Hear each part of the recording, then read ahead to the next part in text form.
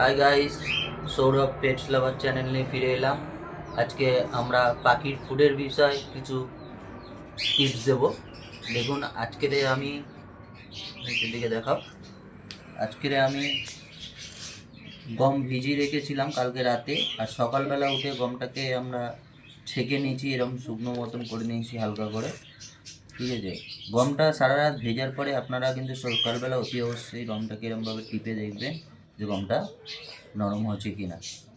আর অতি অবশ্যই গমটাকে 3 বার 4 বার করে ধুয়ে নেবেন। ধুয়ে নিলে কি হবে, গমের মধ্যে যত জীবাণু থাকবে, যত ময়লা থাকবে, সেটা কিন্তু চলে যাবে, আর গমটা এরকম সুন্দর হয়ে যাবে। আর তার সাথে দিচ্ছি আমি পালং শাক। এই গমের সাথে আপনারা তরকার ডাল, সবুজ ডাল বা আপনারা ছোলা, এগুলো কিন্তু অ্যাড করতে পারেন। আমিও করি, এখন আমার কাছে নেই তাই আমি অ্যাড করিনি। আমি কিন্তু এই পালং শাকটা কুচি করব না, অনেকেই কুচি করে দেয়। পাখিরা সম্ভবত এই পালং শাকের কিন্তু এই ডাঁটিগুলোকে চিবিয়ে খায়, খেতে ভালোবাসে। তাই আমি এরকম, দেখুন, এরকম গোটা গোটা গোটাই দিই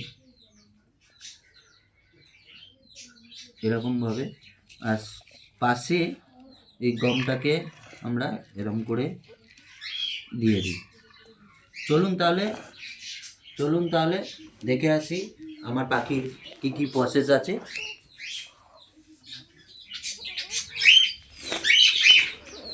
এই হচ্ছে আমার পাখির খাঁচা। আপনারা দেখছেন, সবার প্রথমে আমি কি করি, আমার পাখির জলগুলো কিন্তু সবার ফার্স্ট বের করে নিই। এগুলো আমি কালকের রাতে দিয়েছিলাম।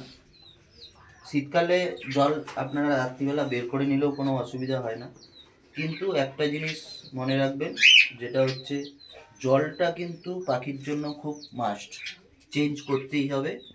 আর জলের বাটি রোজ ধুয়ে পরিষ্কার করে জল দিতে হবে, নাহলে কিন্তু পাখির শরীর খারাপ হওয়ার সম্ভাবনাটা খুব থাকে। তারপরে আমি বের করে নিলাম আমার যত পাখি দানার বক্স।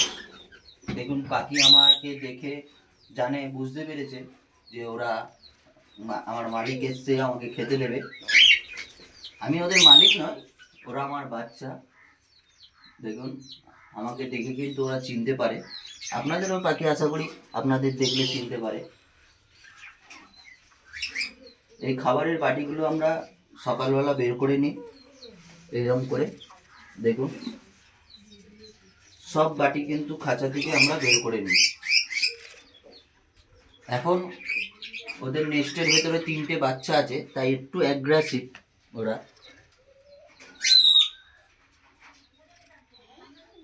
এই হচ্ছে ওদের প্রথম বেবি।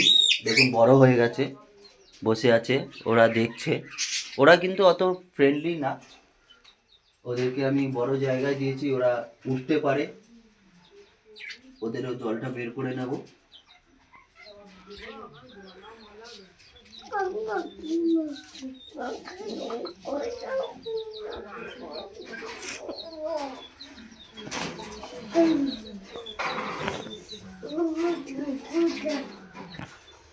আমাদের সব পাখির খাবারের জায়গাগুলো আমরা কিন্তু বের করে নিয়েছি।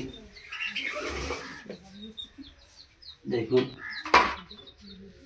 এটাতে আমি দুটো লুটিনো বদ্যি আলাদা করে রেখেছি, এদেরকে ব্রিডিংয়ে বসাবো। এরা খুব একসাথে থাকছিল, যখন মারামারি করছিল বলে আমি এদের দুজনকে আলাদা করে দিয়েছি। ওদের সমস্যা ছিল আমার দুটো লুটিনো হলুদ বদ্যি, যেটা এইখানে রয়েছে। দেখুন, দেখতে পাচ্ছেন, এদের যেই ঘরটা পছন্দ, আমার এই সাদা লুটিনো বদ্যিরও ওই ঘরটাই পছন্দ, তাই আমি এদেরকে আলাদা করে দিয়েছি যাতে মারামারি না হয়। মারামারি করলে কিন্তু পাখির চোট হয়ে যাওয়ার সম্ভাবনা খুবই থাকে। এইরকম করে সকালবেলা আপনারা পুরো খাবারের যত জায়গা আছে, যত জলের জায়গা আছে, আপনারা বের করে নেবেন। আর জলের জায়গাগুলো, জলগুলোকে ফেলে এই জলের জায়গাগুলো ভালো করে ধুয়ে নেবেন।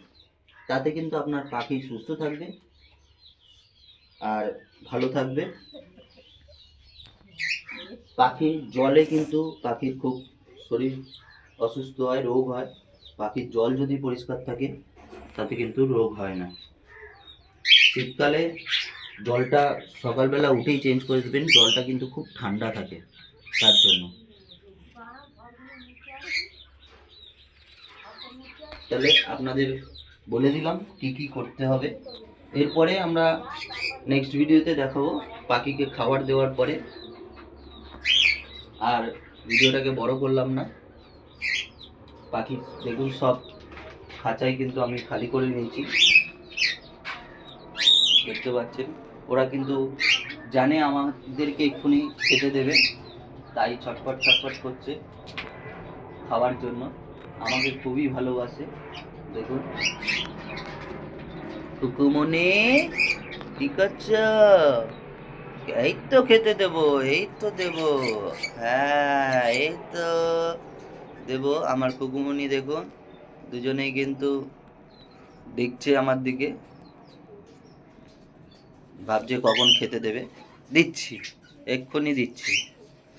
নেক্সট ভিডিওটা দেখার জন্য আমার সৌরভ পেটস লাভার চ্যানেলটাকে নেক্সট ভিডিওতে আমি দেখাবো আমার ওষুধের বিষয়ে কিছু গুরুত্বপূর্ণ ভিডিও। আর সেই ভিডিওটা দেখার জন্য সৌরভ পেটস লাভার চ্যানেলটাকে আপনি সাবস্ক্রাইব করবেন এবং লাইক করবেন। Bye bye.